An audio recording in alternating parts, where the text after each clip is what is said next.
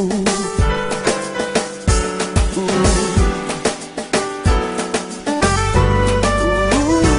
téléspectateurs, bienvenue à notre émission intitulée Face à Face. En ce jour, nous avons l'honneur d'avoir avec nous le pasteur Abbé Nyapi de l'église de la communauté unie en Christ. Pasteur, bienvenue. Bienvenue. Bienvenue. Pasteur, pouvez-vous encore une fois nous donner l'adresse de votre église? Voilà, merci. Encore une fois, l'adresse de l'église c'est 839 Intervalle Avenue, Bronx, New York. La gloire de ton nom. Pasteur, quel sera le terme de notre interview en ce jour? Le thème de ce jour, c'est le caractère. Le caractère. Qu'est-ce que le caractère? Voilà, le caractère, c'est le siège moral d'un individu, d'une personne. C'est l'être intérieur. Ceci tient compte des traits vraiment de sa nature pécheresse, c'est-à-dire ce qui est influencé par le monde, ou ses caractères vraiment de sa nature divine, c'est-à-dire ce qui est influencé par la parole. Mais ce que je voudrais qu'on relève également, c'est que les gens confondent ce que n'est pas le caractère. Qu'est-ce que le caractère n'est pas? Ce qui n'est pas le caractère, c'est-à-dire que ce qui n'est pas le caractère, ce n'est pas ce que une personne deviendrait idéalement dans le futur, mais ce qu'une personne est au moment présent. Il ne faudrait pas qu'on confonde. Voilà, si on te met sur une balance, combien pèseras-tu en ce moment précis? Voilà, c'est ça, il ne faudrait pas confondre. Ce qu'il ne faut pas également confondre, c'est-à-dire que, en tout cas, le vrai caractère n'apparaît que sous pression. Voilà, tant qu'une personne n'est pas encore sous pression, on ne peut pas voir le vrai caractère. Voilà, c'est pourquoi le plus souvent, il y a malheureusement des gens, des fiancés, qui prennent une certaine période pour s'étudier. D'après eux, pour s'étudier, pour voir si vraiment ça va marcher. Mais généralement, selon les statistiques, 90% de ces fiançailles ne marchent pas. Parce que naturellement, chacun d'entre eux va se maintenir. Chacun d'entre eux n'est pas encore sous pression. Or, c'est quand l'individu est sous pression que le vrai caractère, la personne intérieure, vraiment apparaît. C'est cela. Il ne faudrait pas qu'on confonde. Voilà. Ce que je voudrais aussi relever, c'est que vraiment, il ne faudrait pas qu'on soit là avec une certaine sagesse, prétendre faire des commentaires sur le comportement des autres. Soit on a un niveau intellectuel tel que, en tout cas, on a le verbe pour juger les autres. Ce n'est pas ça le caractère, mais le caractère, il faudrait que toi aussi, tu donnes l'exemple. C'est ça le caractère. Le caractère. Bon, le caractère aussi, ce que je voudrais dire, c'est que vraiment, il ne faudrait pas qu'on se dise qu'on va vraiment faire des cadeaux à quelqu'un et tout ça. On fait les cadeaux, tout cela, mais pendant que tu fais ce cadeau, quelles sont tes motivations? Quelles sont tes pensées intérieures? Voilà, nous lisons également dans 1 Corinthiens chapitre 13 que si je distribuerais, verset 4, si je distribuerais tous mes biens pour les donner aux pauvres, mais si je n'ai pas l'amour, c'est comme du bruit que je fais, comme de l'airain, c'est du bruit que je fais pour rien. Donc pendant que je fais vraiment un don à quelqu'un, ou bien je salue quelqu'un avec chaleur, quelles sont mes motivations, quelles sont mes pensées intérieures? C'est ça le vrai caractère. C'est ça le vrai caractère. Et puis, également, le vrai caractère, ce que je voudrais aussi faire ressortir, ce que le caractère n'aime pas. C'est-à-dire que ce n'est pas seulement le fait de vivre avec ses frères en Christ, à l'église et tout ça, prétendre, en tout cas créer une certaine chaleur quand on dit bon, saluez-vous les uns les autres, tu prétends, tu fais semblant de saluer les autres. Quand on dit de faire alléluia, alléluia, tu es dans la mouvance. Mais en tout cas, quelle est ta vie, quel est ton comportement? quand tu es avec les autres, les non-croyants. Parce que la Bible dit que nous devons être le sel du monde, la lumière du monde. Donc le vrai caractère est que quand tu es avec ceux-là même qui n'ont jamais entendu la parole de Dieu, quels sont les actes que tu poses? C'est aussi cela le caractère. Voilà, ce que je voudrais aussi relever, c'est que vraiment, il ne suffit pas de dire qu'en tout cas, on a une certaine vie avec sa propre famille, les membres de sa famille. Mais quand tu sors au dehors, ceux-là même qui ne sont pas vraiment des membres de ta famille, quel est ton comportement et tout cela? Voici un peu vraiment la différence que nous devons vraiment faire, ne pas confondre. Voilà, donc en gros, en conclusion, je dis que le caractère, c'est l'être intérieur, c'est la personne intérieure. Et que le vrai caractère se voit vraiment sous pression. Et tout ça. Pasteur, pourquoi avez-vous choisi de parler du caractère? Pourquoi le caractère est-il important? Voilà, le caractère est très important. Parce que, vraiment, la Bible dit dans Proverbe chapitre 4, verset 23, que garde bien ton cœur, car de là viennent les sources de la vie. Donc c'est à partir de ce cœur, à partir de ce tête intérieure que les actes sont posés. Donc c'est à partir de ce cœur que tu peux vraiment avoir le salut. C'est à partir de ce cœur que vraiment tu peux être un chrétien, une nouvelle créature. Parce que la Bible dit que vraiment si quelqu'un est en Christ, il est une nouvelle créature. Les choses anciennes sont passées, voici toutes choses sont devenues nouvelles.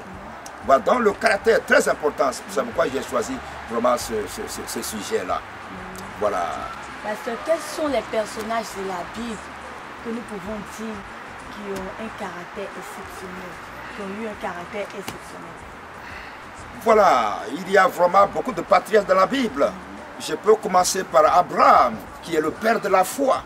La Bible dit que quand Dieu lui a dit de quitter son pays et d'aller dans un autre pays, il ne savait pas où il allait. Mais il a fait cela par la foi. Nous pouvons voir aussi Abel et tout ça. Et nous pouvons voir Enoch, qui ont marché avec Dieu et qui ne sont jamais morts, mais qui ont été enlevés. En tout cas, il y a beaucoup de... Nous pouvons voir aussi Moïse. La Bible dit que Moïse, il n'y avait pas un humain aussi patient que Moïse. Moïse était patient. Et voyez-vous, voilà. Donc il y a eu des patriarches vraiment dans la Bible. Voilà. Comment faire pour développer un bon caractère? Amen. C'est une bonne question. C'est une bonne question. Donc pour développer vraiment un bon caractère, en tout cas, premièrement, il faut accepter Jésus-Christ comme son Seigneur, son Sauveur. Parce que la Bible dit dans Jean chapitre 8, à partir du verset 36, que si le Fils vous affranchit, vous serez réellement libre. Donc personne ne peut développer son caractère par ses propres forces. Mais c'est Jésus-Christ, en tout cas, qui met cette violence en nous. Et vraiment, nous parvenons vraiment à ce statut-là. Voilà. Donc, et également, être né de nouveau, être régénéré. Voilà. Pour bien définir le mot régénérer, je voudrais peut-être imager par un arbre, un cacaoyer qui a une branche parasite et qu'on coupe, que le planteur coupe. Et puis après, il y a des bourgeons qui poussent et la branche repousse. Il y a une nouvelle branche qui repousse et qui porte beaucoup plus de fruits. Donc être régénéré, c'est-à-dire couper les mauvaises habitudes. Être régénéré, c'est-à-dire marcher en nouveauté de vie. Voilà, le pasteur Paul pourrait dire dans Romains chapitre 12, être transformé par le renouvellement de l'intelligence. Voilà. Être un homme nouveau, être mature. Vraiment, c'est cela. Vraiment. Et également, je voudrais aussi accompagner un peu par la parole de Dieu ici, dans, je crois Jacques. Jacques développait un bon caractère. La Bible, il dit ici que, sachez-le mes frères bien-aimés, ainsi que tout homme soit prompt à écouter, là en parler, là à se mettre en colère. Voilà. Donc pour développer vraiment un bon caractère, il faut être prompt à écouter. C'est-à-dire qu'il faut être humble. Être humble. Il y en a qui se disent que comme ils sont intellectuels, en tout cas ils savent tout, ils connaissent tout. alors ils ne peuvent recevoir quoi que ce soit de quelqu'un d'autre. Mais quel que soit ton niveau intellectuel, tu dois vraiment être humble et prompt à écouter l'autre. Être lent à parler, être lent à se mettre en colère. Voilà, il arrive des fois où des gens, soit il y a un petit problème et puis bon, il y en a malheureusement qui se mettent en colère. Sans connaître, sans vraiment maîtriser vraiment le bien fondé vraiment d'une certaine affaire. Or, il serait mieux d'abord de bien écouter et attendre. Donc il est bien vraiment d'écouter, être là à la colère et tout ça. Donc voici un peu ça. Vraiment, développer un bon caractère, c'est développer la maturité, être mature et tout ça. Également, mettre des garde-fous à ses pensées. Mettre les garde-fous à ses pensées. C'est parce que le diable nous injecte à chaque fois, à chaque instant, des mauvaises pensées.